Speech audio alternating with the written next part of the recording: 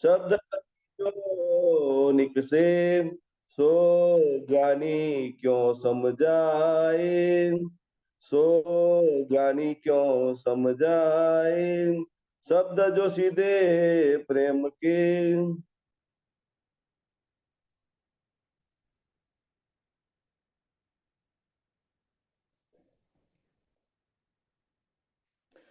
फरमाए सुंदर सा जी।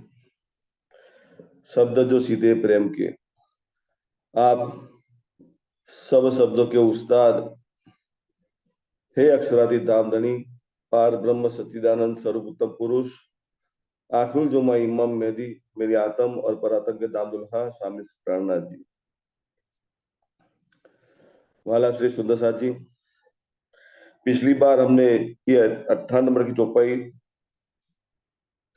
को सॉल्व करने की बात थी, लेकिन 17 नंबर की चौपाई दोहराई थी कि प्रेमी तो नीचे छिपे उन्मुख बोले न जाए, शब्द गजी कदी जो निकसे सो ज्ञानी क्यों समझाए।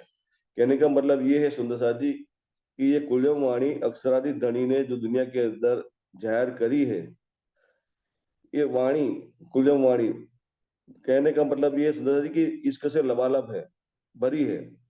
लेकिन ये इश्क की पहचान किसको होती है? जो हमारी जो पारातम पर अखंड परम धाम मूल बिला में अक्षरादि धनी के सन्मुख बैठकर धनी की नजर के साथ नजर मिलाते हुए ये कालमय का ब्रह्मांड देख रही है, तो स्वाभाविक है कि ब्रह्मांड के अंदर जीव पर जो हमारी परात्म की नजर केंद्रित हुई है, तो वो जीव ने तारतम लिया है, जागृत बुद्धि प्राप्त कर ली है, भीतर अंदर जागृत बुद्धि दाखिल हो गई, जीव ने अपनी दृष्टि अपनी तरफ कर ली और अपने आप को दुनिया से किनारा कर लिया, देवी देवता की को छोड़ दिया, आदिनारायण महाविष्णु को छोड़ दिया और एक मात्र अक्षराधि धनी का चरण लेकर चलने की बात करता है, प्रस्तुति जैसा लक्षण दिखाता है। तो स्वाभाविक है कि उस युग के मार्फत से लीला देखने वाली हमारी परात्म दिल भीतर निजबूत को प्राप्त करते हुए अक्षराधि धनी की पहचान कर रही है।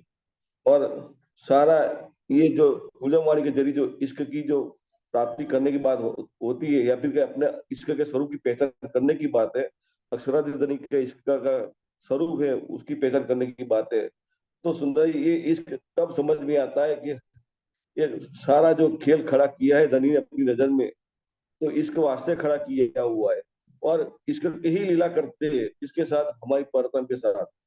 तो ये गुलजम के जो सारे शब्द है इतने सीधे सरल है, लेकिन फिर भी सरल किसको लगते हैं? जिसकी दिल भीतर निजबूत को लेकर जागृति हो गई है, उसको ही सीधे सरल लगते हैं। बाकी निजबूत दिल में दाखिल नहीं होती है, तो स्वाभाविक है कि ये सीधे शब्द है उसको टेढ़े लगते हैं, समझ में आते नहीं है ये बातें कि सब के शब्द कदी जो निकसे सो ज्ञानी क्यों समझाए। सुंदर, ये ज्ञानी का मतलब कि इलम लेकर चलने की बात है, लेकिन इलम कौन सा?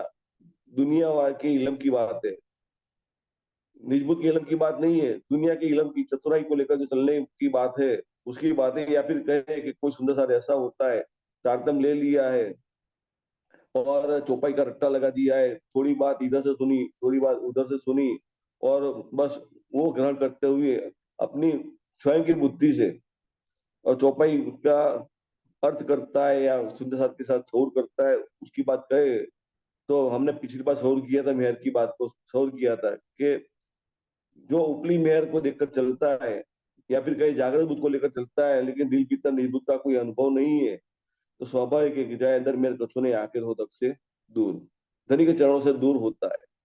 कभी अक्षराधि धनी की पहचान नहीं कर पाता है, दिल भीतर अक्षराधि धनी का कोई अनुभव कर सकता नहीं है। ये बातें इसलिए क्या कहते हैं, सो ज्ञानी क्यों समझाए। कुरान के अंदर लिखा है सुंदर साथी कि ये सारे शब्द जो है अक्षराधि धनी ने जाहिर किए हैं, तो स्वाभाविक एक जाहिरी अर्थ को लेकर चलेंगे तो अक्षराधि धनी के चरणों से दूर होने की बात होती है। बातुनी मायना लेकर चलना है, बातुनी मायना हमारी परातन दिल भीतर जो समझती है उसकी बात है। पिछली बार हमने यही शौर किया था सुंदर सा जी, ये कुलम वाणी जो दुनिया देखती है या फिर कहे तारतम लिया हो या ना लिया हो, हर कोई पढ़ सकता है, चौपाइया पढ़ सकता है, लेकिन ये जाहिर स्वरूप है, हर के लिए दीदार करने की बात है कुलजम वाणी के जरिए। लेकिन हमारी परातन जो दीदार करती है कुलजम वाणी, वो कौन सी कुलजम वाणी है? जो हमारी परातन को निजबूत मिल जाती है और अक्सर धनी का दीदार करती है, धनी के साथ जो सऊर करती है, बातें करती है सुंदर शादी, तो सारी 90,000 अरब की जो बात है ना, वो धनी हमारी पराठा को समझाते हैं। लेकिन समझाने का तरीका कैसे होता है? ये कुल्लम वाणी के जरिए ही होता है। जीव एक कुल्लम वाणी पढ़ता है, लेकिन बातों नहीं मायना हमारी पराधन लिपिता सारी समझती है। ये समझ की जो बात कहे सुंदर साथी, वो कभी लिखावट में आती नहीं है, शब्द में जाहिर नहीं होती है, सिर्फ हमारी पराधन लिपिता समझती है। जीव की अपनी भी बात करे तो जागृत बुद्ध को लेकर जो समझ रहा है, तो स्वाभाविक है जीव के लिए वो भी लिखने की बात होती नहीं है। जो दिल भीतर जीव समझ रहा है, लिखने की बात आती है सुंदर जाहिरी तरीके से होती है, जाहिरी तौर पर होती है, हर कोई पढ़ सकता है। लेकिन जो जीव दिल भीतर जो समझता है, वो सामने वाला पढ़ने वाला यदि उसके दिल भीतर जागृत बुद्ध नहीं प्रवेश करती, तो स्वाभाविक है कि जीव ने जो जीव के द्वारा जो शब्द जाहिर हुए, तो वो शब्द उसको समझ में आते नहीं है। तो ये बात है कि ये शब्द कदी जो निश्चेष हो ज्ञानी क्यों समझाए। ये दुनिया की चतुराई को लेकर जो चलने वाले हैं, उनको ये वाणी कभी समझ में आने वाली नहीं है, पर ये कितना पाठ पारायण कर ले तो भी समझ में आने वाली बात नहीं है। तो शास्त्र शब्द जो सीधे प्रेम के, शास्त्र तो श्यानप छल। शास्त्र का मतलब सुंदर जी, ये अच्छे दर्शन शास्त्र की बात नहीं है, दुनिया के धर्म ग्रंथों की बात है।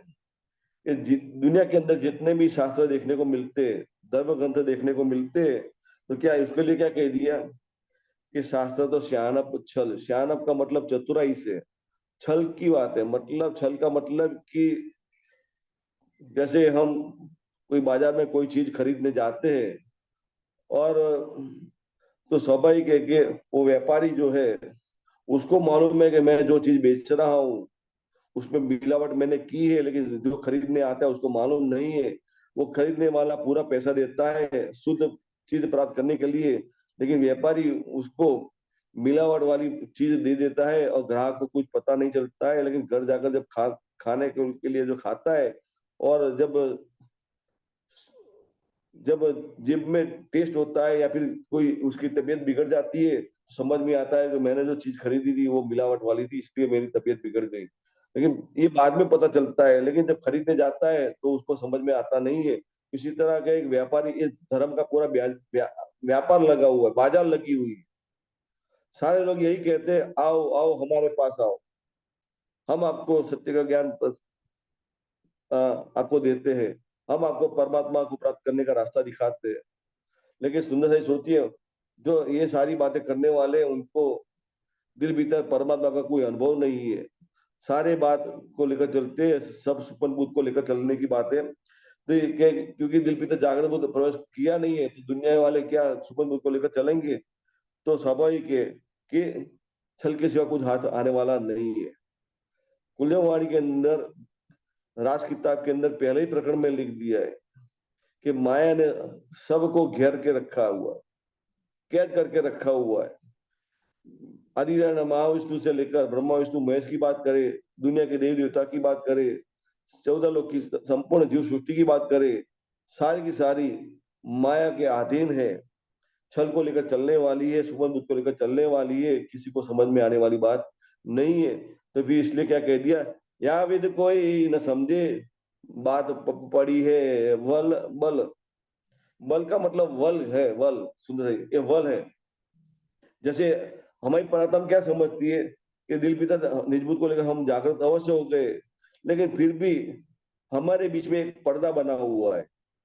पर्दा का मतलब कि हम अपने हिसाब से साक्षात कुछ कर सकते नहीं है। सारा अनुभव दिल भीतर होता है, धनी का दीदार करने का अनुभव दिल भीतर होता है, धनी के साथ बात करने का अनुभव दिल भीतर होता है, धनी की बातें सुनने का अनुभव दिल भीतर होता है, या फिर धनी की सारे अंगों की पहचान करने की बात है कि नूर है, इश्क है, इलम है, जोश है, आवेश है, शऊर है, निस्बत है, मेहर है, हुक्म है, इलम की बात करें, सब कुछ अनुभव दिल भीतर होता है, लेकिन साक्षात ये अनुभव करने की बात होती है ना, वो होता नहीं है।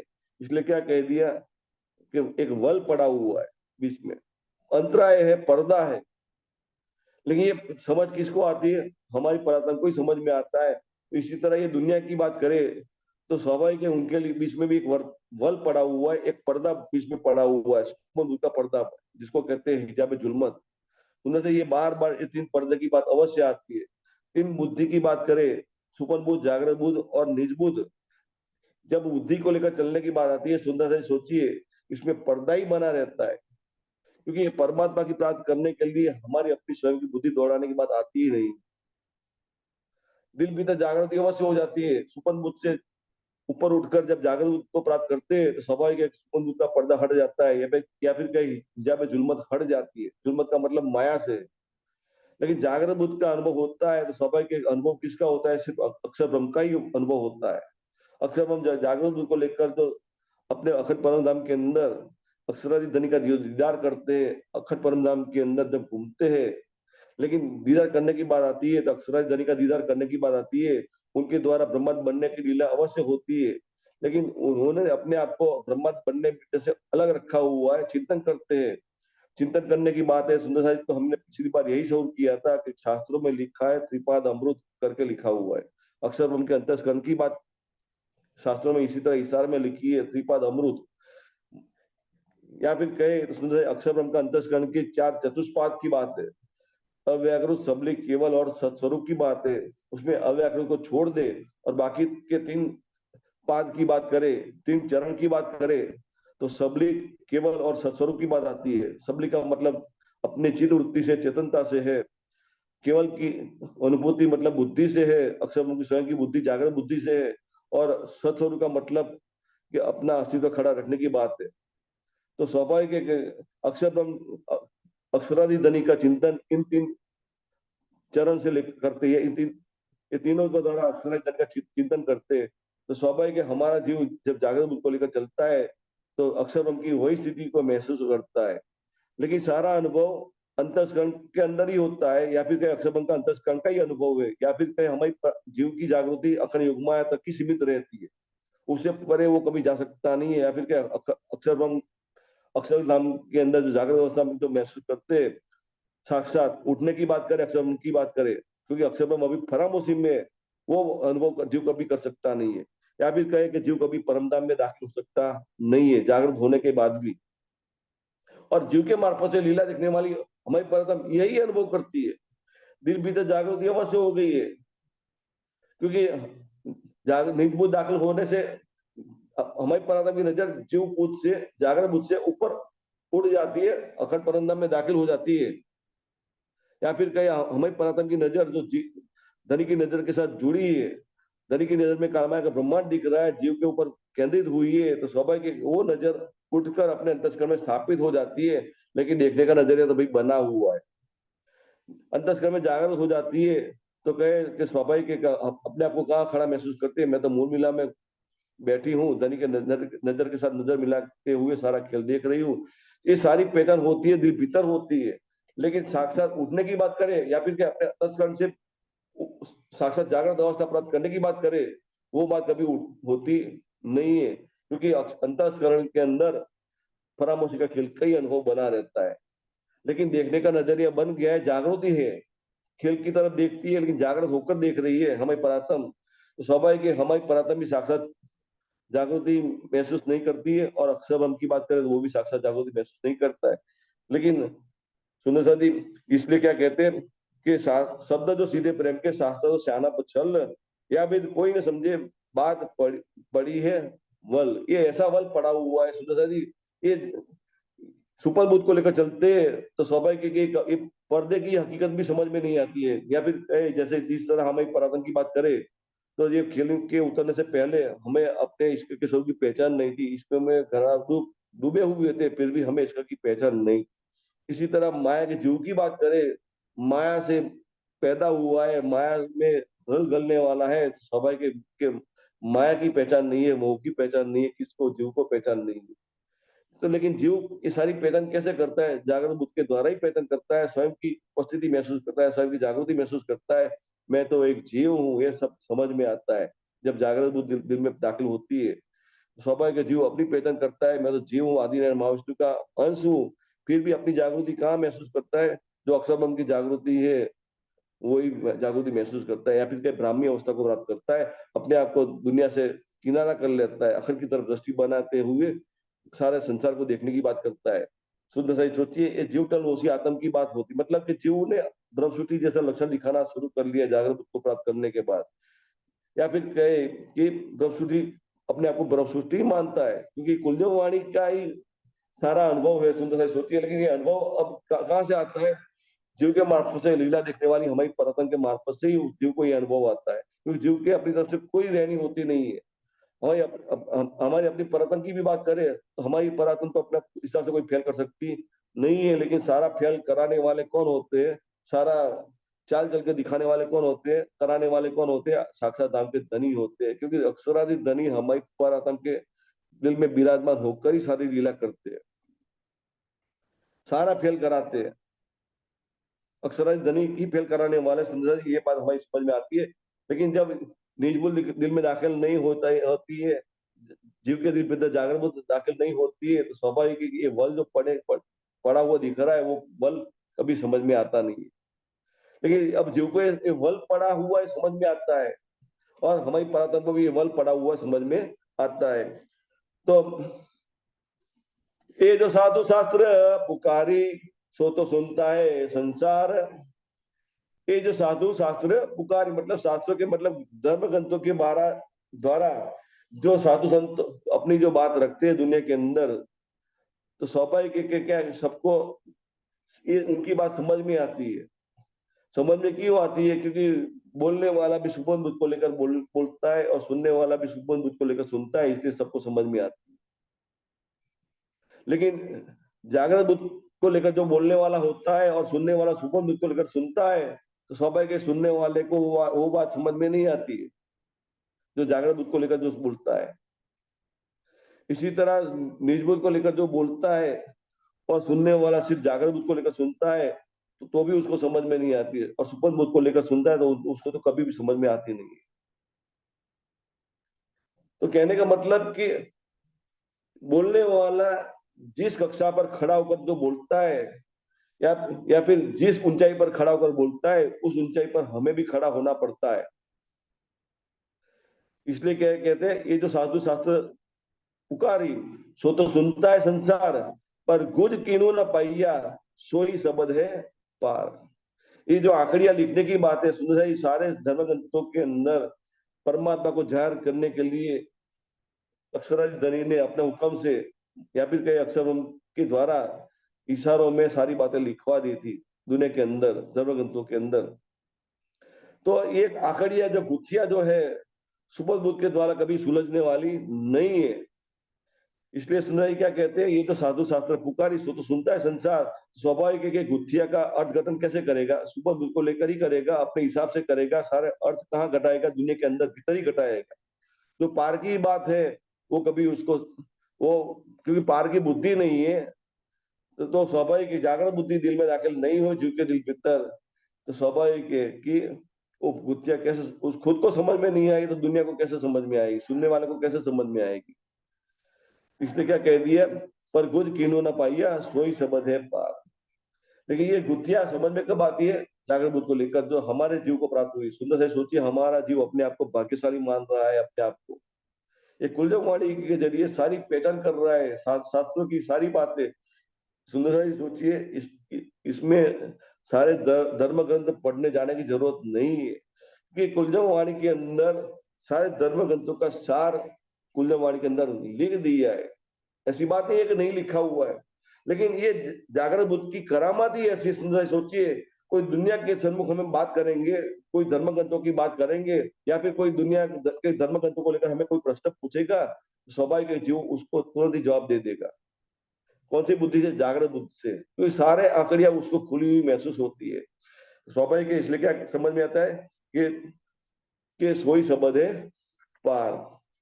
सुंदर जी, तो देखे सारे शास्त्र सो तो गोरख धंध। ये 59 नंबर की चौपाई सुंदर जी, कि ये जो साधु देखे सारे शास्त्र सो तो गोरख दंत। सुना जी, ये कौन कह रही है? श्यामा महारानी अक्षरादि धनी को कह रही है। कि कहाँ की बात है? जब कांजी भट्ट के जब भागवत चर्चा सुनाते हैं, उस वक्त उस मंदिर के अंदर वीरचंद्र महाराज को धनी ने दीदार दिया, दारदम दिया, तब की बात है कि देवचंद्र मार्फत से लीला देखने वाली सुंदर भाई की आतंक की बात करें, और सुंदर भाई के आतंक के दिल भीतर विराजमान होकर श्यामा महारानी विराजमान है, लेकिन दोनों गुमराह है, खुद की पहचान नहीं है। लेकिन धनी ने तारतम दिया, किसको दिया? श्यामा महारानी को दिया। निजमुत प्रदान की सबसे पहले। सुंदर साहब सोचिए, श्यामा महारानी को निजमुत से ही पहचान कराई अक्षराज धनी ने। ऐसी बात नहीं है जागृत बुद्ध को से पहचान कराई, क्योंकि धनी की अपनी स्वयं की बुद्धि है, निज बुद्धि है, उस बुद्धि से ही श्यामा महारानी को पहचान कराई है। लेकिन जाहिर करने का हुक्म सिर्फ जागृत बुद्ध का था, तो स्वाभाविक उनके मुखार में से जो बातें होती थी सिर्फ जागृत बुद्ध की बातें होती थी, उसमें कोई लिखावट नहीं थी उस वक्त। तो स्वाभाविक एक सुनने वाले 313 सुंदर साथ उस वक्त जागृत किए थे, सब जागृत बुद्ध को लेकर चलने वाले थे, लेकिन निज बुद्ध दाखिल नहीं हुई थी उनके दिल भीतर।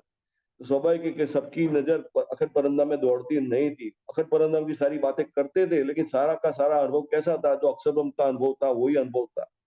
या फिर कहे अक्षर ब्रह्म अपने त्रिपाद अमृत की बात कहे तो सबलिक केवल और सत्स्वरूप से जो अनुभव करते हैं जागृत अवस्था में, या फिर चेतनता से, बुद्धि से, या अपने आपको खड़ा रखने की जो बात करे, अक्षराज धनी के चरणों में खड़ा रखने की बात करे, तो जो अनुभव अक्षर हम जागृत अवस्था में करते थे, जागृत बुद्धि द्वारा अनुभव करते थे, वही अनुभव 313 को जागृत किया था वो सुंदर साथ को हो रहा था। मतलब कि परमधाम की बातें अवश्य करते थे, लेकिन दीदार करने की बात आती थी, वो बात होती नहीं थी। इंद्रावती अपनी स्वयं की बात बताती है, बीतक में सारा प्रसंग आता है कि देवचंद्र जी महाराज जो परमधाम को देखकर सारा वर्णन करते, सारी बातें सुनाते परमधाम की, और मुझे भी कहते हैं कि तू इंद्रावती की वासना है, परमधाम से आई है, परमधाम जाना है, लेकिन मुझे परमधाम का कोई अनुभव हुआ तो है ही नहीं दिल भीतर, मुझे कोई क्यों नहीं दिखता है? सुना दिल में जागृत बुझाव से दाखिल हुई है, जीव जीव को जागृत बुझाव से प्राप्त हुई है, लेकिन जागृत बुद्ध भी एक पर्दा बना हुआ है, किसके लिए? हमारी परतम के लिए। सारा अनुभव हो रहा है अक्षर ब्रह्म का ही अनुभव हो रहा है, लेकिन अक्षराज धनी का जो अनुभव होना चाहिए वो अभी हुआ, दिल भीतर हुआ नहीं है। इसका अनुभव करने की बात है तो वो होता नहीं है। ये निजबोध दाखिल होती है तब जाकर ये अनुभव होता है। सुंदर सा सोचिए। तो ये जो साधु शास्त्र देखे, सारे शास्त्र सो तो गोरख दंड, कहने का मतलब सुना, ये श्यामा माणी तारतम प्राप्त करने के बाद अक्षराज धनी को अपना अनुभव बताती है कि धनी आपने मेहर करी तो मुझे सारी पहचान हुई, आपकी पहचान हुई मुझे।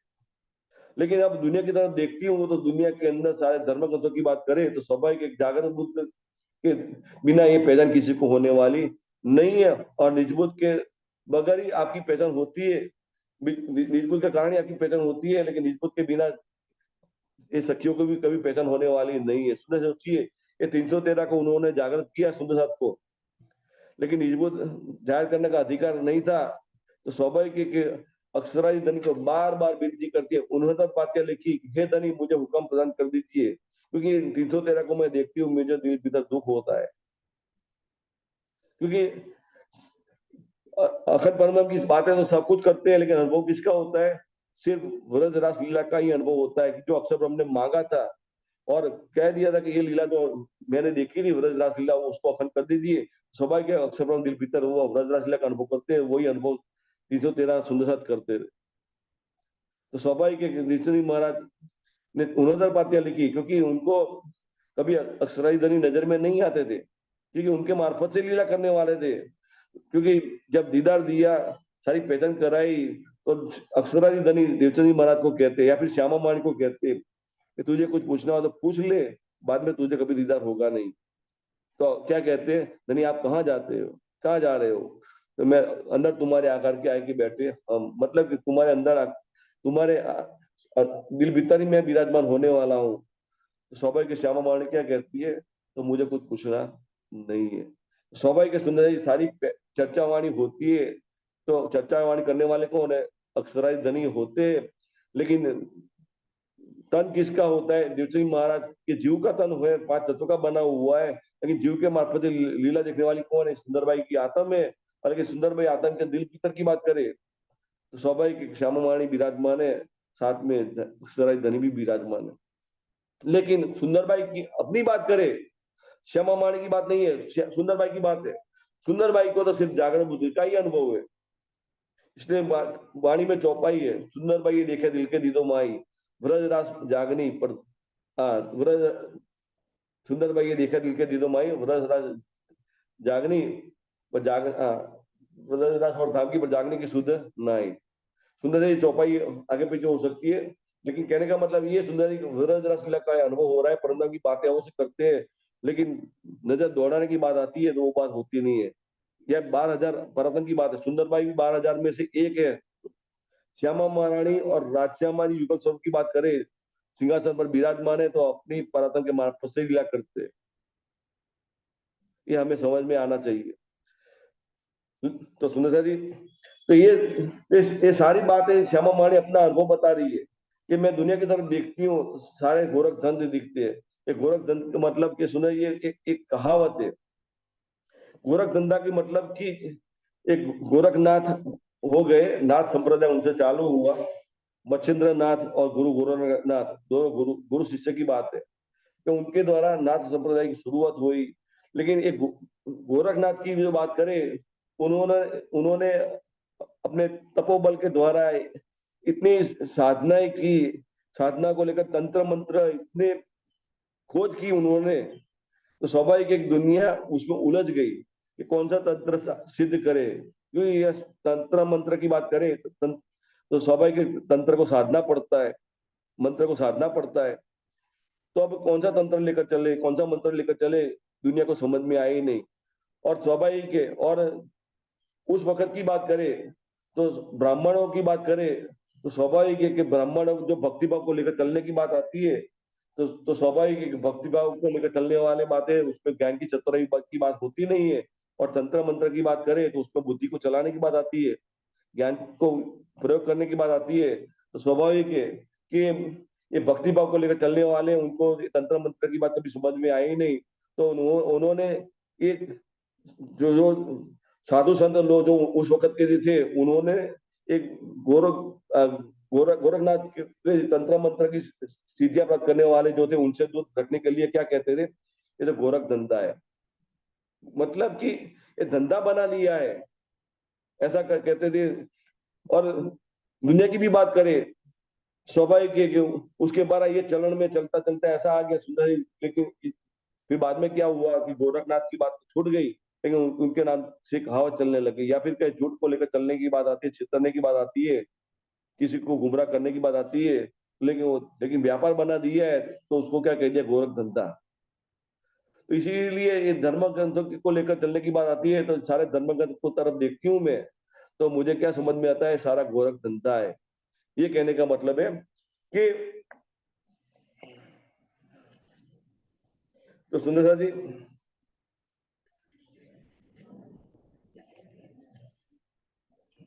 तो ये साधु शास्त्र पुकारे सो तो सुनता है संसार, पर कुछ किन्हू न पाइया सोई सबद है पार। देखे सारे शास्त्र सो तो गोरख धंध। तो ये सारा गोरख धंधा दिख रहा है, क्योंकि धर्म ग्रंथ को लेकर जो साधु संत महात्मा जो है अपने सुबंध को लेकर चलने वाले हैं, तो स्वाभाविक दुनिया को लूट रहे, गुमराह कर रहे, ये बात है। मूल कड़ी पाए बिना देखते ही अंध। मूल का मतलब कि संसार भी जो वृक्ष देख रहा है दुनिया के अंदर, परमात्मा की तरफ से के मूल को प्राप्त करने की बात आती है, लेकिन दुनिया क्या देखती है, क्योंकि एक वृक्ष खड़ा होता है तो स्वाभाविक है कि उसकी जो नींव के मूल की बात करें तो जमीन के अंदर गड़ी हुई होती है। लेकिन दुनिया क्या देखती है, उसका सिर्फ एक थड़ देखती है, जड़ देखती है, और ऊपर डालियां देखती है, पत्ते देखती है, फल देखती है, पुष्प देखती है। तो अच्छी अच्छी बात को देखने की बात आती है, लेकिन मूल को देखने की बात करें तो वो कभी देखती नहीं है। तो इसी तरह कहे तो धर्म ग्रंथ की बात करें तो स्वाभाविक है कि सारे शास्त्र यही बात बताए, परमात्मा की दिशा ऊपर की तरफ बताते हैं, लेकिन मूल को ढूंढने की बात आती है तो सब सब की दौड़ अवश्य होती है, लेकिन निराकार में जाकर अटक जाते हैं। इसलिए क्या कहते हैं, मूल कड़ी पाए बिना देखी ही अंध।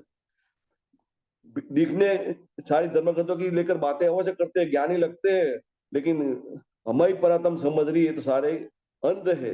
या फिर जागृत को लेकर चलने वाला जीव भी क्या समझ रहे हैं, सारे के सारे अंध है। जैसे एक कहावत है ना, अंधरी नगरी गंडू राजा, ये कहानी पढ़ने में आती थी। अंधरी नगरी का मतलब कि टकेसर खाजी, टकेसर भाजी टकेसर खाजा, ये कहावत है। ऐसी तरह अंधरी नगरी गंडू राजा, टकेसर भाजी टकेसर खाजा। कहने का मतलब कि दुनिया यही कहती है ना कि सब में परमात्मा है, हर परमात्मा एक है। मतलब ब्रह्मा विष्णु महेश तीनों को एक करके रख दिया, देव देवता को भी एक करके रख दिया, क्योंकि सारे परमात्मा के स्वरूप है, सब एक ही ऐसा करते हुए चलती है दुनिया, इसकी बात है। इसलिए क्या मतलब कि गधा और घोड़ा दोनों एक जैसा ही दिखता है उसको। ये कहने का मतलब है कि मूल कड़ी पाए बिना देखी ते ही अंध, लेकिन जागृत बुद्धि दिल में दाखिल हो जाती है जीव के दिल भीतर, ये सारी बातें, ये अंधकार दूर हो जाता है, अज्ञान भी जो अंधकार है दिल भीतर से, वो अंधकार दूर हो जाता है। लेकिन जागृत बुद्धि दाखिल नहीं होती है, बुद्ध को लेकर चलने की बात आती है, तो स्वाभाविक के अंधकार के सिवा कुछ नजर में आता ही नहीं है। भले ज्ञान की रोशनी दिखती है शास्त्रों के द्वारा, लेकिन सुपन बुद्ध की ही रोशनी होती है, लेकिन ये रोशनी कभी दिल भीतर प्रकाश, ज्ञान का ज्ञान भी प्रकाश फैलाने वाली होती नहीं है। तो ऐसा तो कोई ना मिलिया जो दोनों पार प्रकाश, दोनों पार प्रकाश, दोनों पार मतलब के निराकार के पार, तीन पार, ये दोनों पार की बात आती है। अखंड योगमाया की बात और अखंड परमधाम की बात करें तो स्वाभाविक है कि दोनों पार प्रकाश करने वाला मुझे कोई नहीं मिला। ये धनी, ये सुंदर से सोचिए, यही अनुभव हमारी परात्म भी कर रही है। जो श्यामा माणी का अनुभव है, मानो हमारी परात्म अक्षरा धनी से बात कर रही है, अपनी खोज की बात बता रही है। धनी ने आपने मुझ पर मेहर कर दी, मेरे जीव को जागृत मुक्त प्रदान करते हुए जागृत कर दिया, और जीव की दृष्टि अखंड की तरफ हो गई, तो स्वाभाविक है कि जीव के मार्फत से लीला देखने वाली मैं परात्म दिल भीतर जागृत हो गई और आपकी पहचान कर रही हूँ, दिल भीतर कर रही हूँ। लेकिन साक्षात उठने की बात करें तो मैं उठ सकती नहीं हूँ, लेकिन सारी पहचान करने की बात है। सुंदर सोचिए, दोनों पार प्रकाश, ये दोनों अखंड योगमाया का भी अनुभव कर रही है हमारी परात्म, और अखंड परमधाम का भी अनुभव कर रही है। अखंड योगमाया का अनुभव जागृत बुद्ध से कर रही है, और अखंड परमधाम का अनुभव निज बुद्ध से कर रही है। जागृत बुद्ध से अनुभव अखंड युगमाया का करने का मतलब सुधा जीव को लेकर चलने की बात है। जीव जो अनुभव करता है जागृत बुद्ध से अनुभव करता है, लेकिन जागृत जीव का अनुभव अखंड युगमाया से है, तो स्वाभाविक है हमारी परात्मा को जागृत बुद्ध की सारी बात समझ में आती है। और निज बुद्ध की तो अपनी स्वयं की बात है, तो स्वाभाविक है अखंड परमधाम की अपनी बात है।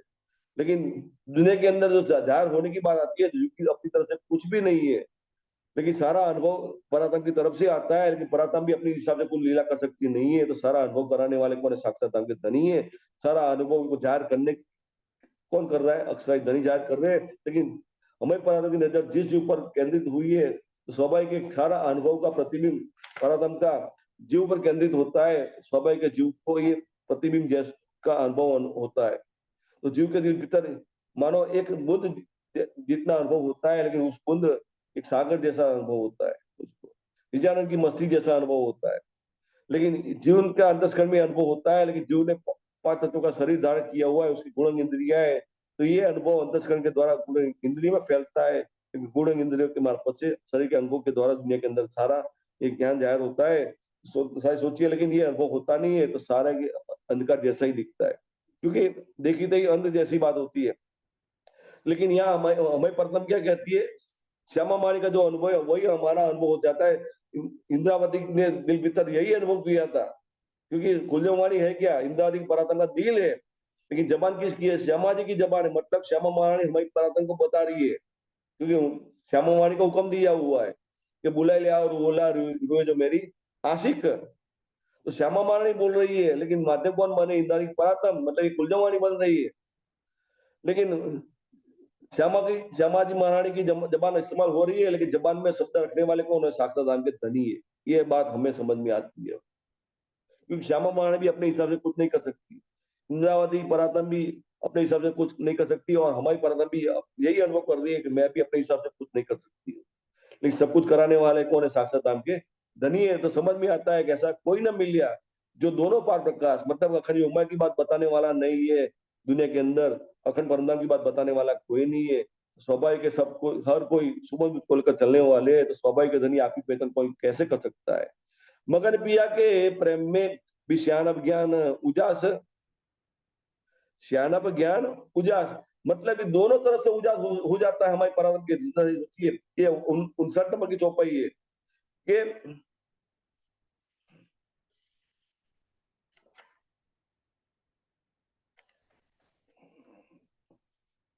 हाँ, मगर पिया के प्रेम में भी सियानप ज्ञान उजास, कहने का मतलब हमारी पराधन धन के इश्क में मगन हो जाती है, क्योंकि दीदार कर दिया दिल भीतर स्वाभाविक है, सब हर कोई अनुभव, सब कुछ धन का अनुभव हो रहा है, नूर का अनुभव हो रहा है, जोश का अनुभव हो रहा है, आवेश का अनुभव हो रहा है, इश्क का अनुभव हो रहा है, इलम का अनुभव हो रहा है, शऊर कर रही है, निस्बत की पहचान हो रही है, हुक्म की पहचान हो रही है।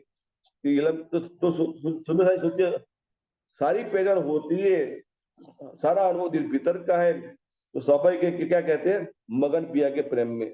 मतलब या फिर कहे कि हम हक में, हक मुझ में, मतलब कि एक दिली का अनुभव हो रहा है, जो धनी के दिल भीतर जो है, इसका लबालब भरा हुआ है, और हमारी परात्म में दिल भीतर जागृत हो गई है, तो स्वाभाविक हमारी परात्म इसका का ही स्वरूप है, तो स्वाभाविक हमारी परात्म में दिल भीतर भी इसका ही फैला हुआ होता है, तो सारा इश्क का अनुभव हमारा जागृत हो जाता है।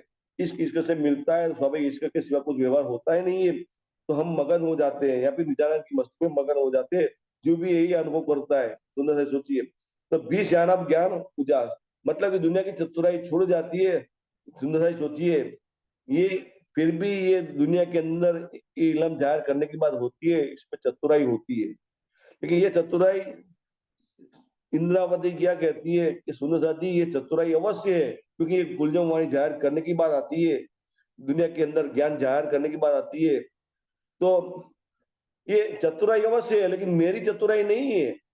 ये चतुराई किसकी है? अक्षराधि धनी की है, और वो चतुराई अक्षराधि धनी करने वाले हैं, तो स्वाभाविक है धनी ने मेरे भीतर ये निजबुद्ध के द्वारा दिल को रोशन कर दिया है, जीव के अंदर जागृत बुद्धि दाखिल हो गई, तो जीव भी दिल भीतर रोशनी का अनुभव कर रहा है, ज्ञान की रोशनी दिल में दाखिल हो गई है, स्वाभाविक पूरा उजाला हो गया है, जीव के दिल भीतर भी उजाला हो गया है। मेरे परातम की बात करें तो अपनी मुझे भी दिल भीतर उजाला का अनुभव हो रहा है, लेकिन सारी चतुराई धनी की नजर में आती है, तो इसलिए क्या कह दिया, बीस यानब ज्ञान उजास।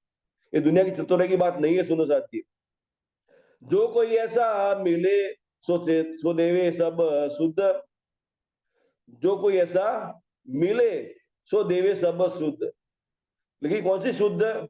जो दोनों पार प्रकाश करने की बात आती है। सोचिए, जागरण बुद्ध की शुद्ध और निज बुद्ध की शुद्ध, एक प्रदान करने वाला कोई मिले, लेकिन है कौन? साक्षात दाम धनी के सिवा दूसरा कोई होता ही नहीं है। लेकिन सुंदर से सोचिए, अक्षराय धनी सारी बातें जाहिर करते, हमें परातम को निमित्त मात्र बनाते। श्यामा महारानी भी हमारी परातन के दिल भीतर विराजमान होकर ही सारी लीला करते हैं, क्योंकि राजसा बिल्कुल स्वरूप परातन के दिल भीतर ही विराजमान होकर लीला करते हैं। इसलिए तो सुंदर सोचिए, सिंहासन पर वो विराजमान है और हम उनके चरणों में विराजमान है। एक एक परातम को धनी ये सारा सुख प्रदान करते हैं। सबका जागने का तरीका अलग होता है, लेकिन दिल भीतर जो अनुभव होता है एक जैसा ही अनुभव होता है। नूर एक जैसा अनुभव आता है, इश्क एक जैसा अनुभव आता है, आवेश एक जैसा अनुभव आता है, हुक्म एक जैसा अनुभव में आता है, इलम एक जैसा अनुभव में आता है, निस्बत एक जैसी अनुभव में आती है, एक दिली का अनुभव हो रहा है। सुंदर से सोचिए, कहने का मतलब अखंड परमधाम की सारी नियामतों को प्राप्त करने की बात आती है, तो एक जैसा ही अनुभव होता है। तो जो कोई ऐसा मिले सो देवे सब शुद्ध। सुंदर से आगे एक चौपाई आई थी, ये कि जिन 54 नंबर की चौपाई है, यही प्रकरण की, जिन जानो पाया नहीं है पावन हार प्रमाण। मतलब कि ऐसा ना कहो कि किसी ने ये बात प्राप्त किया नहीं है, क्योंकि दुनिया की तरफ देखने की बात आती है तो समझ में आता है कि सारा संसार मुर्दाल है, शमशान घाट जैसा लगता है। तो स्वाभाविक है कि हर हर कोई मुर्दा नजर में आता है, लेकिन इस शरीर जो मुर्दा है, लेकिन जीव को जागृत मिल जाती है, स्वाभाविक है कि मुर्दे में जीव खड़ा हो जाता है, लेकिन खड़ा कहाँ महसूस करता है अपने आप को? अखंड योगमाया में खड़ा महसूस करता है, और जीव के मार्फत से लीला देखने वाली परात्म नित्य को प्राप्त करते हुए अपने दिल भीतर जागृत हो जाती है, तो अपने आप को खड़ा कहाँ महसूस करती है? और अखंड परमधाम के अंदर। स्वाभाविक है ऐसे सुंदर साथ भी जो जागृत हुए, जो अपनी उपस्थिति कहे तो जीव, उनके जीव की उपस्थिति अखंड योगमाया तक का अनुभव करने की बात आती है, और जीव के मार्फत से लीला देखने वाले उनकी परातन की बात करें तो अपने दिल भीतर अखंड परमधाम का अनुभव करते हैं। ऐसे सुंदर साथ की बात करें, स्वाभाविक है ऐसा कोई मिल जाए तो स्वाभाविक है कि सुनने वाले के जीव भी जागृत हो जाता है, और जीव के मार्फत से लीला देखने वाली परातन भी दिल भीतर जागृत हो जाती है। ये कहने का मतलब है कि ऐसा तो कोई ना मिलिया जो दोनों का प्रकाश है, मगन पिया के प्रेम में पिशाना ज्ञान उपदास। जो कोई ऐसा मिले सो देवे सब शुद्ध। तो सुंदर इसलिए कुंडलवाणी में बार बार यही आते चौपाई कि जैने दर्शन नेत्र ठहरे वतन कई ठहरे अंग।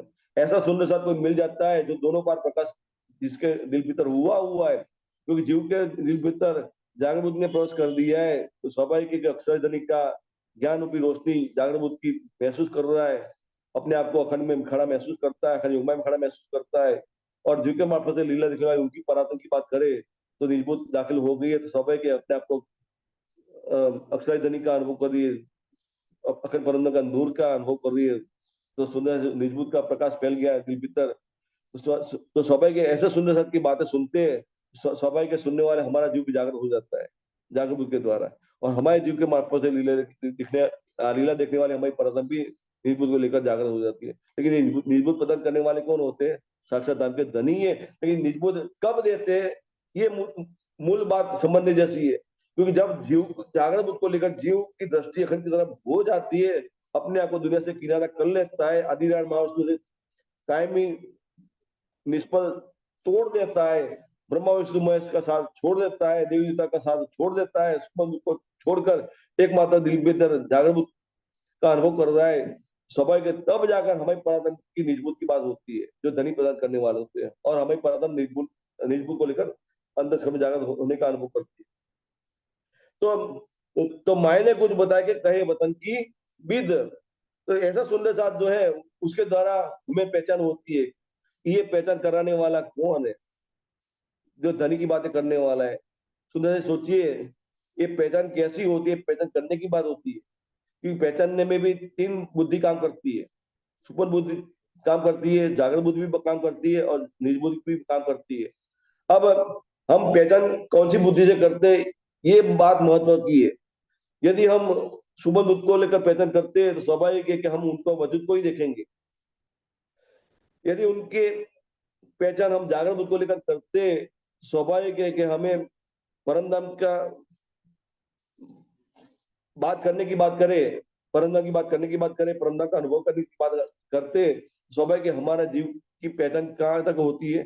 25 पक्ष की पहचान अवश्य होती है, लेकिन पहचान कैसी होती है? अक्सर उनकी उपली उपली करने की बात आती है, वही होती है। या फिर कहे कि कुंजवाणी में लिखा है, अक्षरादि के मोल में पैर में बरतत सो शुद्ध अक्षर को नहीं चीन केली करत, मतलब अक्षर में अपनी जागृति अवस्था में जो अनुभव करते हैं अखंड परम धाम का, अक्षरादि का जो अनुभव करते हैं, वही पहचान हमारे जीव को होती है। सुंदर से सोचिए, रंगमोल के अंदर भीतर की बात कही, ईश्वर की बात अनुभव करने की बात आती है, वो होती नहीं है, और निजबुद्ध से पहचान करती है हमारी परात्म, स्वाभाविक सारी पहचान हो जाती है, सारा पर्दा हट जाता है। लेकिन एक पर्दा बना रहता है जिसको कहते हैं हिजाब रब्बानी, मतलब कि निजबुद्ध दिल में दाखिल अवश्य हो गई है, लेकिन फरामोशी का अव्वल ऐसा पड़ा हुआ है कि धनी ने मजबूरन जो माया दिखा रहे हैं हमें हमारी परातम को, ये मजबूर हमारी परातम को देखना पड़ रहा है जागृत होने के बाद भी, क्योंकि साक्षात देखने की बात आती है तो हमारी परातम साक्षात क्या देख रही है? धनी की नजर के साथ नजर मिलाते हुए कालमाया का ब्रह्मांड ही देख रही है, मजबूरन देखना पड़ रहा है। इसलिए बार बार कहती है, जाना तो राजी रखो, जाना तो दलगीर, या बात करो हादी पर या बैठा हूं माए तकसीर। सुंदर साहब सोचिए, मैं राजी कब हूं? जब आप मुझे साक्षात जागृत कर देंगे तो मैं राजी हूं। जब जब तक ये मुझे साक्षात जागृत नहीं करते, भले पूरा परमधाम का सारा अनुभव कराते हैं आप, मुझे दिल भीतर सारा अनुभव हो रहा है, आपका दीदार का अनुभव हो रहा है, दिल भीतर हो रहा है, मैं आपके साथ बात कर रही हूँ, दिल भीतर आपके साथ बात कर रही हूँ, आपकी बातें मैं सुनती हूँ, दिल भीतर आपकी बातें सुनती हूँ, लेकिन मुझे तो साक्षात बातें करनी है आपके साथ, मुझे आपकी साक्षात बातें मुझे आपसे सुननी है, और मुझे आपका साक्षात दीदार करना है, वो तो होता ही नहीं है।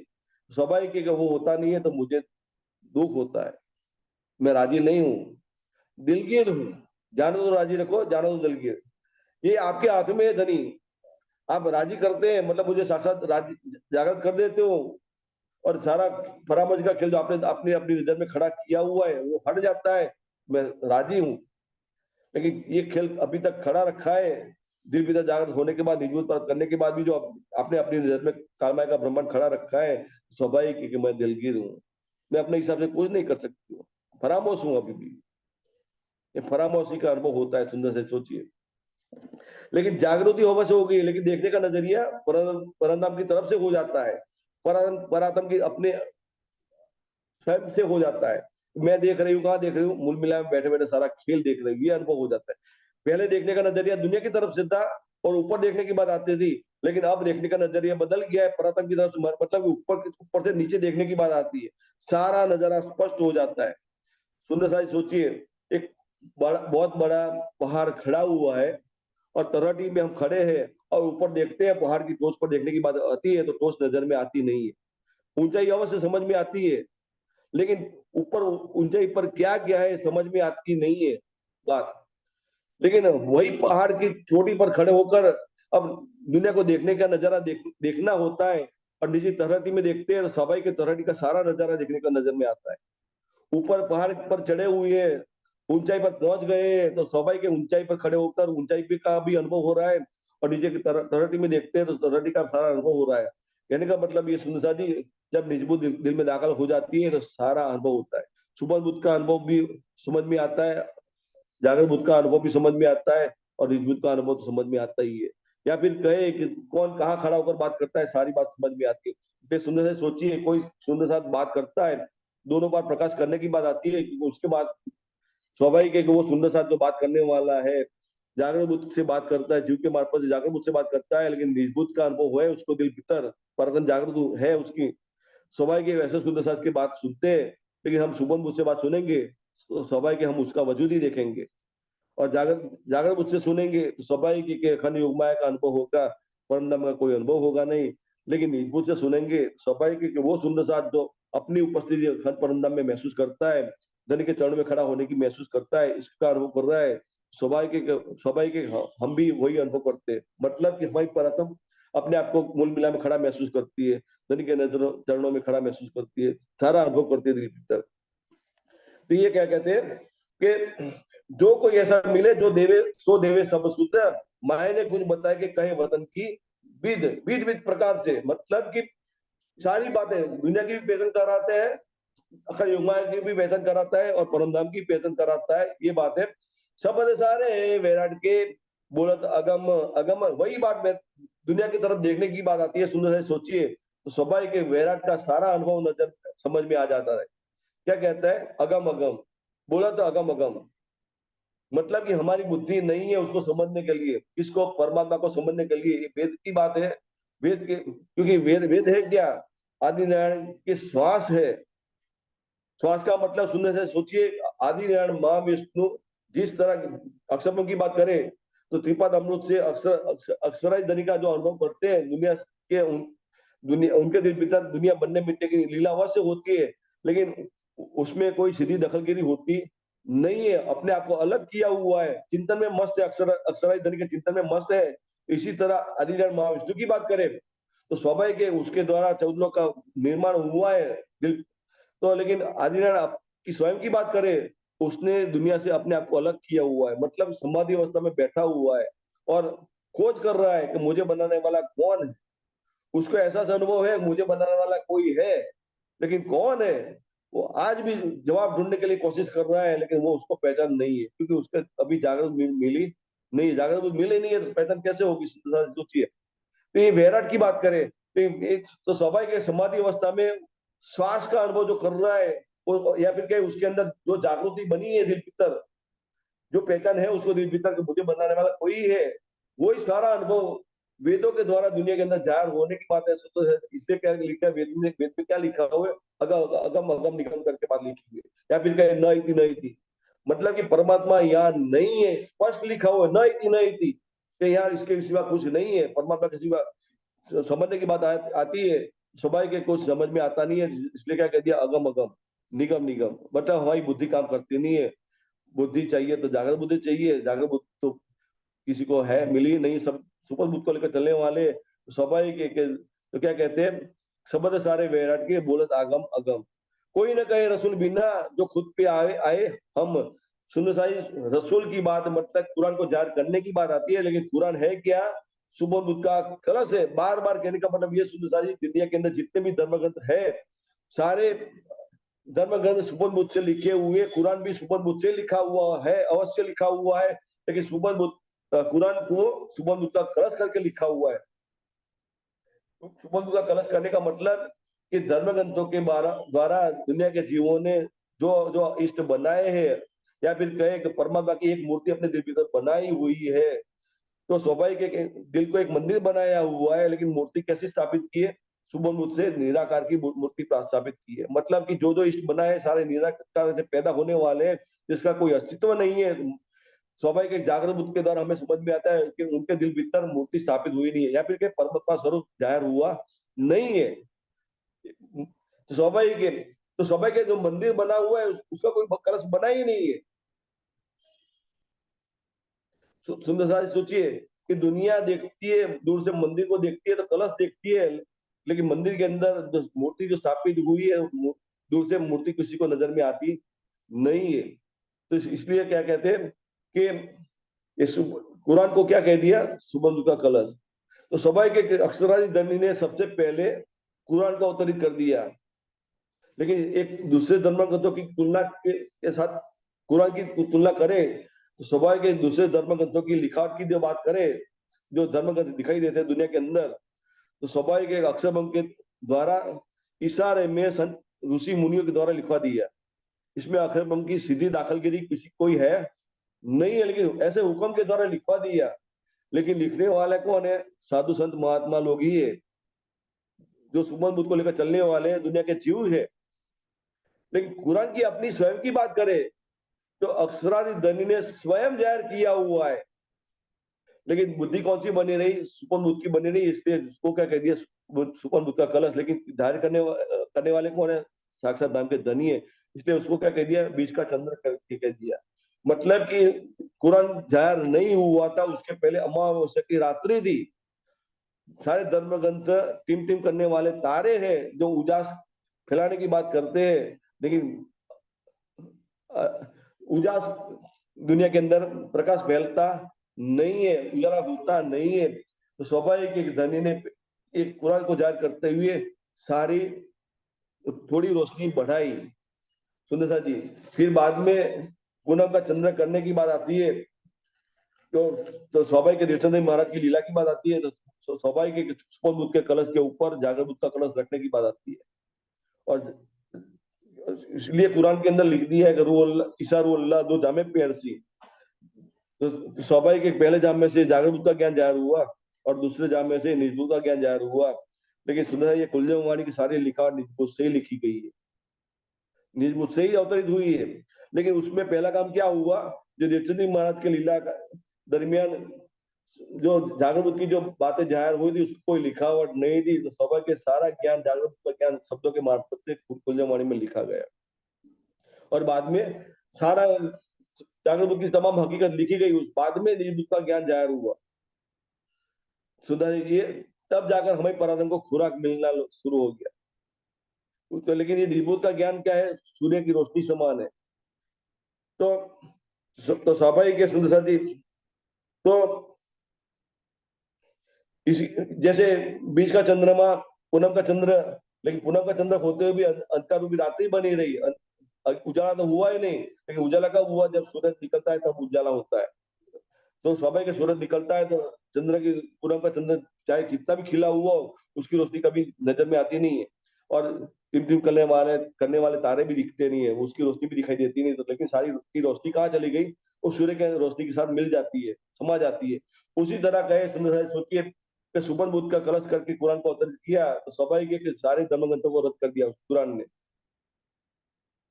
तो और कुरान के बाद जब जागर बुद्ध का ज्ञान जाहिर हुआ तो स्वाभाविक कुरान को भी रद्द करने की बात आती है। लेकिन रद्द कब जाहिर हुआ, ये निज बुद्ध की वाणी अवतरित होने के बाद।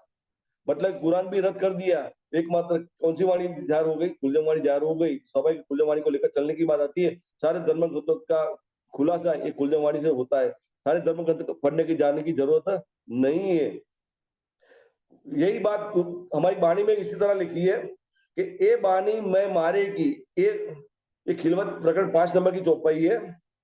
ए बानी मैं मारेगी सुनी हुए मोमिन, दुनी तरफ की जीवती कबू न रहवे इन। सुंदर सा सोचिए, ये हमारी परातम ये वाणी को लेकर चलती है, उसके अनुभव की बात है कि दूनी तरफ की जीवती कबू न रहवे इन, मतलब कि अपनी उपस्थिति कहाँ महसूस करती है, हमारी परम धाम में महसूस करती है। तो ए मैं इन गिरोह की, मैं खुद ही को छुड़ाने की बात है कि ए मैं इन गिरोह की काढ़े एक धनी दाम, ए मरे पैर से हुक्मे ले साहब के कलाम। तो सुंदर साहब सोचिए, तो ये दुनिया की तरफ से सारी नजर उड़ जाती है, हमें पता नहीं, सुपन बुद्ध से उठ जाती है, जागृत बुद्ध में स्थापित होती है, जागृत निर्बुद्ध दाखिल हो जाती है तो जागृत बुद्ध से उठकर अपने परम धाम में स्थापित हो जाती है, अंतस्करण में जागृत हो जाती है। सुंदर ये कहने का मतलब है कि तो जो कोई ऐसा मिले सो देवे सब शुद्ध, मतलब दोनों बात प्रकाश करने की बात आती है। अखंड योगमाया की पहचान कराता है, दुनिया की पहचान तो कराता ही, अखंड योगमाया की भी पहचान कराता है और अखंड परमधाम की भी पहचान कराता है। ऐसा कोई सुंदर साथ मिले तो वो सुंदर साथ की बात द्वारा क्या कहते हैं, माए ने कुछ बताया कि कहे वतन की बीत, शब्द सारे वैराट के बोलत अगम अगम, कोई न कहे रसूल बिना, जो खुद पे आए हम। तो रसूल जो है वो क्या कहते हैं, खुद पे आए हम। रसूल ने एक ऐसा जाहिर कर दिया दुनिया के अंदर कि मैं खुदा से मिलकर आया हूं। ये मिलकर आया हूं तो कहां से आया हूं, और से अजीम जाकर आया हूं, खुदा से मिलकर आया हूं। लेकिन सुंदर सा सोचिए, कुरान के अंदर 1,20,000 पैगंबर की बात लिखी हुई है, लेकिन ये 1,20,000 दूसरा कोई नहीं, हमारी 12,000 ब्रह्मश्रुति परातन की बात है। एक ब्रह्मश्रुति के अंदर 10-10 पैगंबर को शक्ति कहे तो चले। तो 1,20,000 पैगंबर की बात जो लिखी है कुरान के अंदर, जो 12,000 ब्रह्मश्रुति की बात है, लेकिन इतने सारे पैगंबर हो गए, लेकिन पैगंबर कौन हुआ, रसूल, जिसने कुरान जाहिर किया। लेकिन जाहिर करने वाला कौन है, साक्षात नाम के धनी है। खुरमान लेकर हाथ में कहलाया मैं रसूल, ये हमारी परतम अब समझ रही है कि धनी ने खुरमान को जाहिर कर दिया, कुरान को जाहिर कर दिया। सुंदर सा जी, जैसे कुरान फुरमान है, इसी तरह कुल्लम वाणी भी फुरमान है। फुरमान मतलब संदेश है, इसके वास्ते, हमारे परतम के वास्ते। ये सारी बातें 90,000 अरब लिखे हुए इसके अंदर। ये 90,000 अरब किसके लिए लिखी है, हमारी पराधन के लिए लिखी है। ये 90,000 अरब लेकर चलेगी कौन, हमारी पराधन ही चलेगी। लेकिन कैसे चलेगी, निज बोध के द्वारा चलेगी, सारी पहचान करेगी। निज बोध के द्वारा जागरण बुद्ध की भी पहचान होती है और सुपर बुद्ध की पहचान होती है और अखंड परमधाम की पहचान होती है। जागरण बुद्ध के द्वारा सिर्फ सुपर बुद्ध की पहचान होती है, दुनिया की पहचान होती है, अखंड योगमाया की पहचान होती है, परमधाम की पहचान होती नहीं है। सुपर बुद्ध के द्वारा सिर्फ दुनिया की पहचान होती है, बाकी किसी की पहचान होती नहीं है। अखंड योगमाया की पहचान होती नहीं है, ना अखंड परमधाम की पहचान होती है। तो स्वाभाविक है, तो क्या कहते हैं कि कोई ना कहे रसूल बिना, जो खुद पे आए हम। तो स्वाभाविक है, हमारी परम समझ रही है, क्षमा माणी कहती है वही हमारी परम के धनी। स्वाभाविक है कि रसूल के बिना तो रसूल है कौन, श्यामा महाराणी ही रसूल है। सुंदर सा सोचिए, दूसरा कोई रसूल नहीं है। हमारे पास कौन आती है, हमारे परम के पास कौन आती है, श्यामा महाराणी ही आती है। वो सारा संदेशा सुनाती है, फिर हाथी मीठे वचन हक के कहेगा तुम्हें रोए रोए, तुम भी सुन सुन रोए सी पर होश में ना आवे कोई। ये संदेश धनी की बातें हमारी हमारी पराधन के साथ श्यामा महारानी की बातें करती है, लेकिन सब उनकी जबान अवश्य इस्तेमाल हुई है, लेकिन जबान में शब्द रखने वाले कौन है, साक्षात आपके धनी है। वो कुलजवाणी के शब्द है, वो कभी दुनिया के अंदर जाहिर नहीं होते। सुंदर सोचिए, ये सारी लिखावट दुनिया के लिए जाहिर हुई है। ये कुलजवाणी के सारे शब्द, ये लिखावट जो हम पढ़ रहे हैं, हमारा जीव पढ़ रहा है, जिसको सिंहासन पर स्थापित किया हुआ है। तो स्वाभाविक है कि शब्दों से पहचान होती है, जीव को पहचान होती है। ये कुलजवाणी अवश्य कहा है, जीव को पहचान होती है, शब्दों की पहचान होती है, जागरण मुझसे पहचान होती है। लेकिन जीव की उपस्थिति अखंड योगमाया में स्थापित हो जाती है, उपस्थिति महसूस करता है, अखंड योग की महसूस करता है, अपने आप को दुनिया से किनारा कर लेता है। लेकिन जीव के मार्फत से लीला देखने वाले हमारी परतम अपने आप को कहाँ खड़ी महसूस करती है, परम धाम में महसूस करती है। लेकिन सारा अनुभव हमारी परात्मा दिल भीतर होता है। धनी तो सारी बातें सुनाते हैं, सारी बातें दिखाते हैं, सारी पहचान कराते हैं, दिल भीतर कराते हैं। और पहचान करने की बात आती है, जो दिखाने की बात आती है और शब्द सुनाने की बात आती है, दिल भीतर सुनती है, वो भी कुलजम वाणी ही है।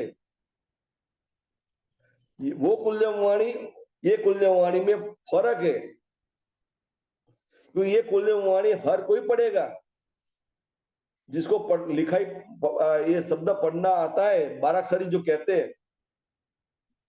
क्योंकि अ आ ई उ ए ऐ ओ औ अं अ और क ख ग घ छ छ की बात करें तो सारे शब्द मिलाते, अक्षर मिलाते तो 52 अक्षर होते हैं। ये हद के शब्द है, ये हद का मसाला है, दुनिया का मसाला है। ये मसाला लेकर दुनिया के अंदर जाहिर करने की बात है। जीव के लिए शब्द जाहिर किए हुए, तो स्वाभाविक है कि जीव पढ़ेगा। लेकिन ये पढ़ेगा तो पहचान किसकी करेगा, अक्षराधि धनी की पहचान करेगा। लेकिन अक्षराधि धनी की पहचान तब होगी जब उसके दिल भीतर जागरण बुद्ध दाखिल हो जाती है, तब पहचान होती है। बिना जागरण बुद्ध ये शब्द भी काम करते नहीं है। सुंदर सोचिए, सुमन को बुद्ध को लेकर पढ़ेंगे शब्द, तो स्वाभाविक है कि वो कुलजम वाणी कभी समझ में आएगी नहीं। वो यही कहेंगे कि दूसरे ब्रह्मा विष्णु महेश परमात्मा है, उसी तरह अक्षरधनी भी परमात्मा है, सारे परमात्मा एक है, ऐसा करते करते हुए चलेगा।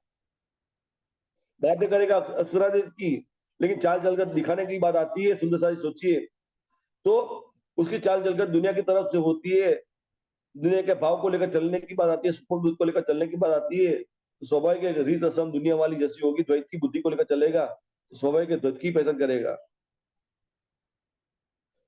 तो इसलिए क्या कहते हैं कि कोई न कहे रसूल बिना जो खुद पे आए हम।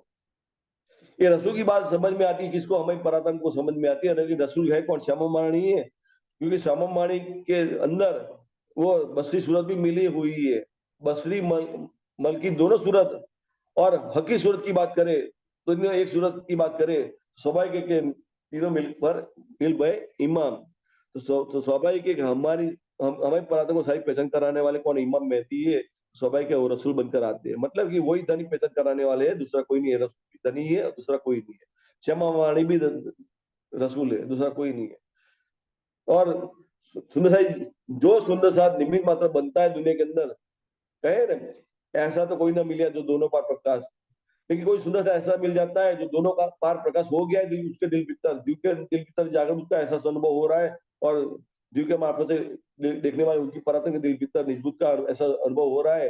तो स्वाभाविक है ऐसा सुंदर साथ की बात करें तो वो सुंदर साथ भी रसूल है हमारे लिए, क्योंकि उसके मार्फत से ही वो सारी बातें हमें सुनने को मिलती है। सुंदर सारे सुंदर साथ एक दूसरे के रसूल है, क्योंकि हमें दावा किया था कि जो तू तू जागृत हो जाए तो मुझे जागृत करना, तू जागृत हो जाए और मैं गुमराह हो जाती हूँ तो स्वाभाविक है तू मुझे चौकन्ना करना, मुझे जागृत कर देना है। यदि यदि मैं जागृत हो जाऊं तो मैं तुझे जागृत कर दूंगी। ये हमने एक दूसरे के साथ कॉल किया हुआ है। स्वाभाविक है हम एक दूसरे के रसूल है। एक दूसरे का हाथ पकड़ने की बात आती है, एक दूसरे का हाथ पकड़कर साथ चलने की बात आती है, सुंदर साई सोचिए परमधाम की तरफ जागृति बनाए रखने की बात आती है। इसलिए सुंदर साई बार बार कहने का मतलब ये सुंदर साई कि जीव के दिल जागरूक बने ही रहना जरूरी है, क्योंकि सारी लीला जीव के मार्फत से होती है। क्योंकि सारा फैल हमारी पराधन जीव के मार्फत से ही होता है दुनिया के अंदर, लेकिन फैल कराने वाले कौन है? साक्षात धन के धनी है। तो स्वाभाविक है जब तक जीव अपनी जागृति जागरूक से बनाए रखेगा तो स्वाभाविक है कि दिल भीतर अक्षराय धन का अनुभव करेगा, तो हमारी पराधन भी दिल भीतर अक्षराय धन का अनुभव करेगी। लेकिन जीव जरा सी गपरती कर जाएगा, द्वैत की बुद्धि को लेकर चलेगा, तो स्वाभाविक है जीव के मार्फत से लीला देखने वाली हमारी परात्म द्वैत का ही अनुभव करेगी, सुख दुख का ही अनुभव करेगी। अक्षराय धनी का सारा अनुभव छूट जाएगा। तो, तो कोई ना कहे रसूल बिना जो खुद पे आए हम। तो स्वाभाविक है कि हमारी परात्म को समझ में आता है कि कुरान को जार करने वाले रसूल के बिना दूसरा कोई कहते नहीं है। या फिर वो सुनाने वाला जो सुनना चाहते हैं उसने भी धनी का अनुभव किया है और मुझे रसूल बनकर सारी बातें सुना रहा है। तो स्वाभाविक है कि वो खुद पे आए हम, मतलब कि स्वयं की उसकी जागृति हुई है तो तब जाकर ये सारी बातें सुना रहा है। लेकिन सुनाने वाला कौन है? नाम का धनी है, समझ में आना चाहिए। वजूद हमें दिखना नहीं चाहिए, जो नजर में आना नहीं चाहिए, जिनके मार्फत से लीला को जाहिर करने वाला अक्षर धनी जो कहे परातम के मार्फत से, वो समझ में आना चाहिए। सारा पर्दा हट जाना चाहिए। तो सुंदर जब तक ये पहचान नहीं होती है तो इसलिए बाणी में क्या कहते हैं?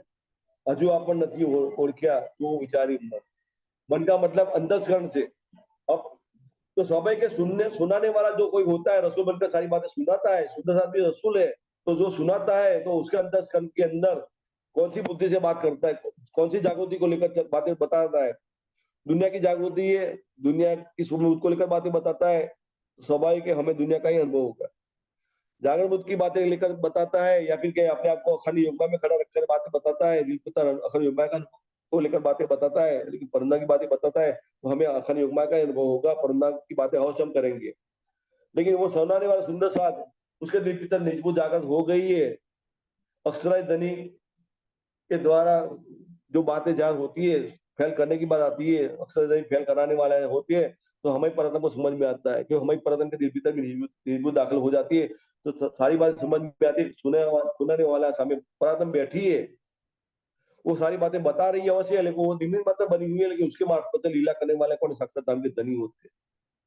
सुंदर साथ जी एक एक पराधम के मार्फत से धनी लीला करते हैं, क्योंकि ये जागनी लीला है। एक एक गोपी एक कृष्ण की बात करे तो सुंदर जी इसी तरह एक एक ब्रह्मसूत्री एक धनी, इसी तरह दुनिया के अंदर धनी अक्षय धनी सारी परातों को अनुभव कराते हैं। कौन सा अनुभव कराते हैं? स्वलीला अद्वैत का अनुभव कराते हैं। ये बात है। तो शब्द सारे वैराट के बोला दगम अगम, कोई न कहे रसूल बिना जो खुद पे आए हम। तो सुंदर ये चौपाई यहाँ तक रखते हैं, मुझे लगता है टाइम हो गया है। तो यहाँ भाषा नंबर कौन सा आएगा चौपाई का? हाँ 63 नंबर की चौपाई तक सही रखते हैं। बोलो सी प्राणनाथ प्यारे की जय। तो चौपाई दोहराते हैं। जो खुद पे आए हम, जो खुद पे आए हम, शब्द सारे वैराट के, शब्द सारे वैराट के, बोलत अगम अगम, बोलत अगम अगम, कोई न कहे रसूल बिना, कोई न कहे रसूल बिना, जो खुद पे आए हम, जो खुद पे आए हम, जो खुद पे आए हम। कहने का मतलब ये सुंदर सा जी रसूल की बात जो कहे ना, सुनाने वाला सुंदर सा रसूल है, लेकिन वो रसूल की पहचान कब होती है? जो दोनों का जागृति बराबर बनी होती है। हमारी भी जागृति निजबूत को लेकर है, सुनाने वाले की जागृति भी निजबूत को लेकर है। तो स्वाभाविक है, जो हमें क्या समझ में आता है, जो मुझे अनुभव हो रहा है वही अनुभव सुनाने वाले का भी अनुभव हो। इसलिए क्या कह दिया? जो खुद पे आए हम, इसलिए क्या कह दिया तो मतलब कि वो जो मुझे अनुभव हो रहा है वही अनुभव की बातें वो कर रहा है, ये बात है। बोलो सी प्राणनाथ प्यारे की जय। प्रणाम जी, सुंदर सा जी प्रणाम जी।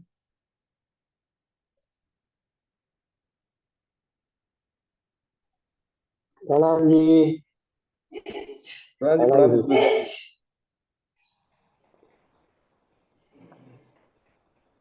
मजा आई अशोक है। भाई प्रणाम जी। प्रणाम प्रणाम। सरस मजा आई। प्रणाम जी, प्रणाम। बस बस। राजी राजी। આનંદ થઈ ગયા। राजी સવારની राजी हाँ। શરૂઆત આનાથી થાય। है સવારની શરૂઆત એનાથી થઈ। સરસ મજા આવી। मजा आई बस। तो राजी राजी બીજું કશું વાણીથી નહીં। શરૂઆત થઈ। સરસ। હવે જોબમાં જઈશું। बराबर। હા। चलो प्रणाम जी। પ્રણામ જી। પ્રણામ જી। बोलो सी प्राणनाथ प्यारे की जय। ત્યારે की જય।